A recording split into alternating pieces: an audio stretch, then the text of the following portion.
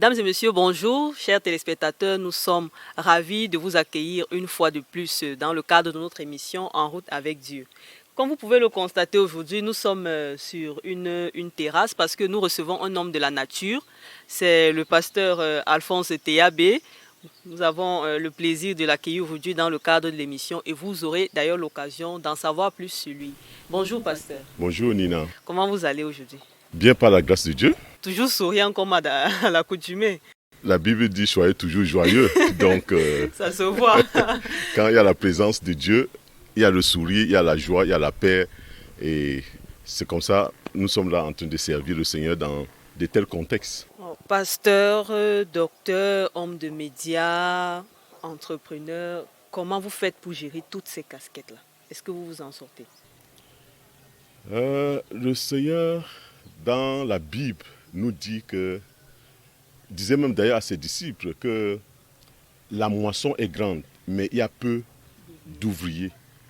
Et comme je disais tantôt, j'ai commencé par travailler dans un environnement qui n'était pas facile. Un environnement hostile. Oui, au niveau du nord, le Grand Nord Cameroun. Vous savez, le document de stratégie pour la croissance et l'emploi place déjà les deux régions, c'est-à-dire l'extrême nord du Cameroun et le nord, parmi les régions les plus pauvres. On parle alors de l'extrême pauvreté. C'est-à-dire au niveau de l'extrême nord, ça arrive jusqu'à 41%. Au niveau de la région du nord, on parle de 31%. Donc, un contexte d'insécurité également, avec la secte Boko Haram qui est en train de sévir jusqu'à maintenant, avec les déplacés et autres. Comment peut-on se taire? Le défi est grand et nous comptons chaque jour par la grâce de Dieu qui nous renouvelle pour accomplir ces différentes responsabilités, parce que nous voulons répondre aux besoins de la population, apporter déjà l'évangile de Jésus-Christ, qui est la solution à tous ces problèmes, mais également aider la population dans ces différents problèmes qu'elle rencontre tous les jours. Donc, nous retenons donc que c'est le fait pour vous d'avoir été, pour ne pas dire, d'avoir vécu dans ce contexte défavorisé de la région du Nord Cameroun qui vous a poussé à porter ces multiples casquettes afin d'apporter votre pierre à l'édifice, quoi. Oui, parce qu'on ne peut pas se taire face à cette situation insupportable, face à beaucoup de défis qui sont devant nous. Il fallait qu'il y ait des personnes qui se lèvent pour vraiment apporter une solution. Et c'est là où on répond donc à l'appel du Seigneur. Je me souviens en 1992, j'ai reçu cet appel du Seigneur d'être la lumière des nations. Vous savez, le Cameroun est constitué de plus de 260 ethnies.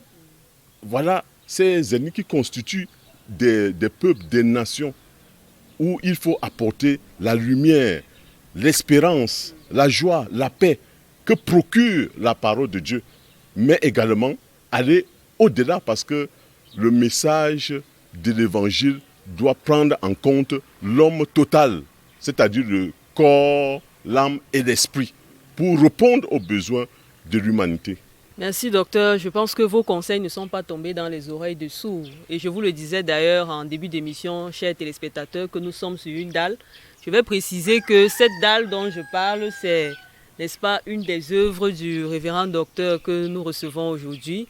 Ici se construira le grand bâtiment qui devra abriter, n'est-ce pas, la télévision qui constitue le groupe Salaman. Donc, nous espérons avec la grâce de Dieu et la persévérance, la foi du pasteur que tout se fera, et avec votre soutien également. Est-ce que vous pouvez donner un mot aux téléspectateurs sur le vivre ensemble? Le Seigneur Jésus-Christ a demandé à ses disciples de nous aimer les uns les autres. C'est cet amour que nous devons manifester dans un monde en dépravation et tellement de problèmes, de conflits un peu partout dans le monde, même entre plusieurs ethnies et autres. Il n'y a que le message de paix, un message de justice, d'amour, de vivre ensemble que nous devons véhiculer aujourd'hui pour que nous puissions vivre dans un monde paisible. Et c'est le message de l'espérance que nous donne la Bible à travers notre Seigneur Jésus-Christ pour que nous puissions vivre dans l'harmonie, vivre dans la paix, vivre dans l'amour. Voilà. Nous avons également écouté plusieurs directeurs de médias qui nous ont parlé du vivre ensemble. Regardons et revenons tout à l'heure. Vivre ensemble est utile sur plusieurs points. Une population unie qui n'est pas diversifiée regarde dans la même direction. Ils se tiennent la main dans tous les projets qu'ils peuvent entreprendre. Parce que la division est d'abord un frein pour le développement. Le vivre ensemble est tellement important dans un pays, dans une ville, dans une société, dans un groupe, dans un département, parce que je me trouve dans un département, chez nous. Nous faisons des projets de développement ensemble. L'évolution, c'est ensemble. Vraiment, ce qui est génial dans la vie, c'est de vivre ensemble pour un pays uni. Dieu nous a créés tous différemment et nous sommes appelés à vivre ensemble malgré cette différence. La différence est une source d'enrichissement et de bénédiction. Le vivre ensemble, je pense que c'est un héritage de notre pays, notre cher pays, le Cameroun, parce que nous sommes composés de plus de 200 groupes ethniques. Et pour vivre en harmonie, il faudrait que chacun intègre le vivre ensemble, que ce soit au niveau individuel, au niveau de sa famille, au niveau de sa communauté, aussi bien au niveau de son travail. Le vivre ensemble, c'est une très bonne chose, hein. Je prends le cas chez nous ici dans la Damawa. On vit en paix avec ces déplacés internes ou encore ceux qui viennent de l'extérieur, à l'instar du Tchad et puis de la RCA qui fuient ces exactions. Vous allez constater qu'on partage tout. Nous sommes d'ailleurs fiers et du coup, tout cela coule douce. Nous sommes tous des frères, nous sommes tous des sœurs. Nous retenons que nous devons vivre ensemble, quelles que soient nos différences de culture, de religion, de peau, etc. Docteur, parlez-nous de votre expérience entrepreneuriale. Parce que être PDG d'un grand groupe d'entreprises au Cameroun, ce n'est pas quelque chose d'aisé. Vu le contexte social, le contexte économique, il y a beaucoup de jeunes qui ont des idées mais qui n'arrivent pas vraiment à les implémenter, à les mettre en place. De par votre expérience, quel est le conseil que vous pouvez donner à la jeunesse qui nous écoute en ce moment? Déjà, il faut dire qu'il ne faut pas se décourager, mais il faut savoir oser. Tout commence dans la tête. Il faut avoir une idée. Dès que c'est débloqué au niveau de la mentalité, avec notre idée, on peut la transformer, implémenter pour la pratique. Et en tant qu'enfant de Dieu, nous avons cette foi que la Bible nous demande. Notre foi doit être pratique, pragmatique. Il peut y avoir les découragements et autres, mais il ne faut jamais abandonner. Quelqu'un a dit, même à partir de 0 francs, on peut commencer une affaire, une entreprise, à partir de 0 francs. Quand au niveau de la mentalité, les choses sont déjà débloquées, avec la foi, nous pouvons transformer. Et puis, nous avons des atouts, des richesses dans notre contexte africain. Notre sol est riche, le sous-sol est très riche. Dieu nous a tout donné. Il suffit juste de se mettre au travail et transformer tout ce que nous avons pour la gloire de Dieu. On n'a pas besoin de traverser les mers et les océans pour aller de l'autre côté pour chercher le bonheur. Même dans notre contexte, on peut transformer et changer notre environnement. Voilà un peu ce qu'on peut dire à la jeunesse aujourd'hui. Il faut dire ici un fait marquant, chers téléspectateurs, c'est le séminaire de formation des directeurs des médias chrétiens du Grand Nord Cameroun qui a été organisé par le groupe Salaman. Dites-nous, docteur, c'était quoi l'objectif d'une telle rencontre? Déjà, c'est un séminaire d'accompagnement des professionnels des médias du Grand Nord Cameroun qui venait d'avoir lieu. On a voulu donc les réunir pour la prise en compte des besoins holistiques de la population du Grand Nord Cameroun. Donc, le premier objectif, c'est la communication de la bonne nouvelle de l'Évangile.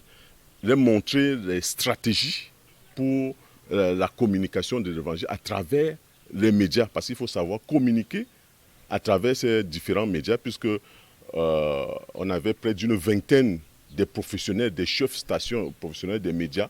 Il fallait les réunir donc d'abord à travers ces séminaires, mais après ils seront opérationnels sur le terrain.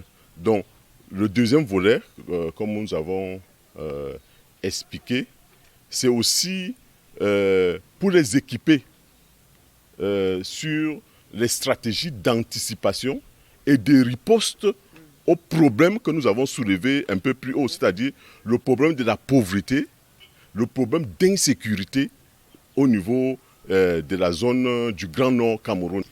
Chers téléspectateurs, notre partenaire média était présent sur les lieux du séminaire et nous vous proposons un reportage pour vivre ensemble le déroulement de cet événement et on se revoit tout à l'heure. Je déclare officiellement ouvert le séminaire de formation des directeurs des radios communautaires chrétiennes du Grand Nord sur la prise en compte des besoins holistiques de la population. Je vous remercie. Le séminaire de formation des directeurs des médias chrétiens du Grand Nord Cameroun dans la prise en charge des besoins holistiques de la population s'est tenu du 10 au 12 mai 2021 dans la ville de Garoua. Lors de cette rencontre qui a réuni une vingtaine de responsables, il était question de manière précise de détecter les problèmes sociaux que rencontrent les populations afin d'y remédier. Tout comme les organisateurs, les formateurs ont décliné le besoin et la nécessité d'une telle formation au vu du contexte social que traversent les 3 régions septentrionales.